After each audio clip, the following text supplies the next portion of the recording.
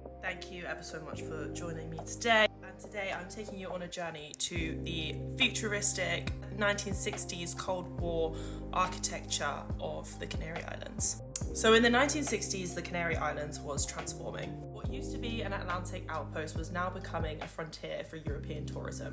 And amidst this wave of change rose a new style of futuristic architecture, which was bold, kind of alien looking, and unmistakably futuristic. There were hotels shaped like UFOs, observation decks that looked like they were ready for takeoff, and restaurants that perched above the ocean like flying saucers. This was the space age in paradise, a collision between mid-century modernism, Cold War optimism, and tropical fantasy. But these strange buildings weren't just eccentric design experiments. They were mirroring the moment, shaped by global politics, colonial memory, and the dream of escape. And for a brief period, the future was something that you could literally check into for the weekend. The jet age arrives. The 1960s brought mass tourism to Spain, especially in the Canary Islands. There were new flight routes, package holidays, and the liberalisation of tourism laws after Franco's dictatorship opened the archipelago to millions of European tourists. For architects, the islands were the perfect canvas, with volcanic landscapes, endless sunlight, and crucially, a space freer from the cultural conservatism from mainland Spain. And it was here that modern design flourished. Concrete, glass, and experimental forms express the futuristic optimism of the jet age. It was an era where hotels weren't just places to sleep. They were symbols of progress, utopias promising technology, leisure, and escape. But this tourist boom wasn't just economic. It had strategic and geopolitical underpinnings. The Canary Islands' location just off the northwest coast of Africa made them a crucial refilling and observation point between Europe and the global south during the Cold War. Airports like Los Rodeos and Gran Canaria doubled as strategic infrastructures. They were effectively a refueling point between NATO's Europe and the global south, even though Spain wasn't a NATO member until 1982. In the 1960s, tourism relied on foreign capital, especially from West Germany, Great Britain, and Scandinavia. Northern European investors built economic enclaves that catered almost exclusively to their own nationals. Here, tourism replaced extraction as a soft form of neocolonialism. These developments reshaped local economies, often marginalising Canarian workers, who were mostly employed in low-wage service jobs. In effect, the Canary Islands became a test case as well for more climatic geopolitics. This is how states use geography, weather, and atmosphere to predict stability and desirability. Constant sunshine and an eternal spring were marketed as a technologically engineered paradise, which fit nicely into Cold War discourses of progression and control, with nature tamed and the environment designed for comfort. And the architecture mirrored that. White concrete domes that reflected heat, and circular spaces that controlled airflow. Tourism here was not just about beaches, it was about projecting modernity, control, and belonging to the West. The UFO motif and aesthetics of the future. The 1960s were obsessed with space. Designers from California to Copenhagen embraced the saucer aesthetic, round, aerodynamic, and floating. And this is where Cesar Manrique, Lanzarote's most famous architect, became an unofficial cultural diplomat.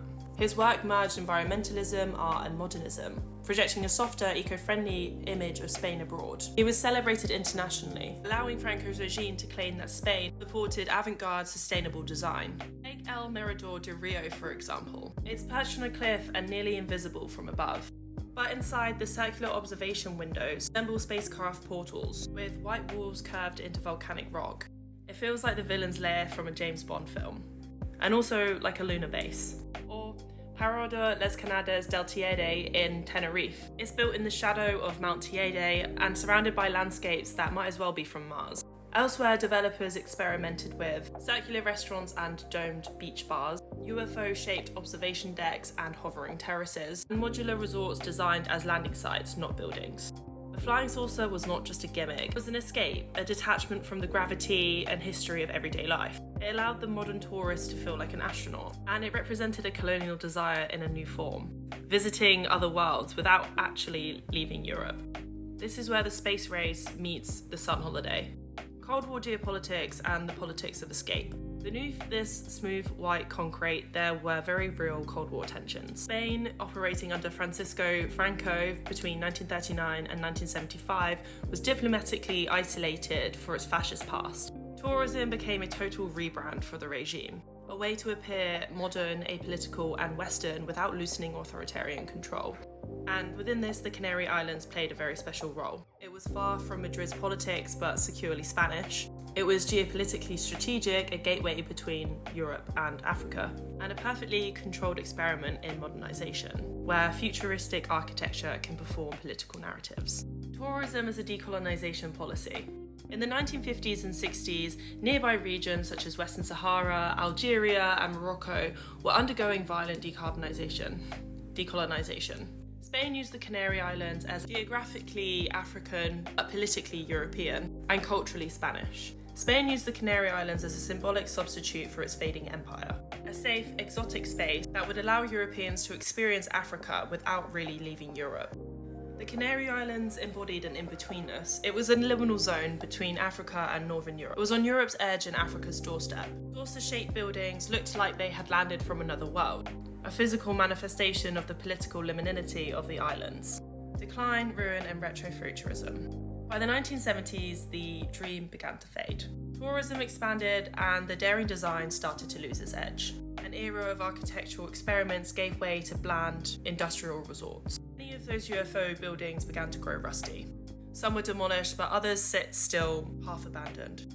Their symbolism doesn't completely die, but once embodied progress now evokes nostalgia, and their strange shapes and weathered concrete have now become Instagram icons and the subjects of architectural retrospectives. They are now read as retro-futuristic ruins. Manrique himself became a critic of the tourism machine he helped to shape, fighting against mass development in Lanzarote. To conclude, the Canary Islands flying saucer architecture is more than just a jet-age curiosity. It shows us how people once imagined the future to be, with circular forms, white concrete, and panoramic glass, all promising escapism and modernity. But these buildings also expose the fragility of that dream. They were built on colonial memory, geopolitical ambition, and fantasies over control. Whilst they embodied an optimism, they may have been concealing an anxiety. Today, many of these structures still stand, sun-beached, cracked, and surrounded by palm trees and lava rock.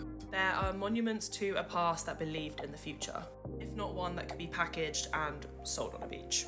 And that's it for today's episode. I really hope you enjoyed that look at the incredible futuristic architecture of the Canary Islands. I personally love when weird architecture has geopolitical links because we often find that it does. But if you liked it, give us a like and subscribe for more. I bring out new episodes every Tuesday. Okay, goodbye.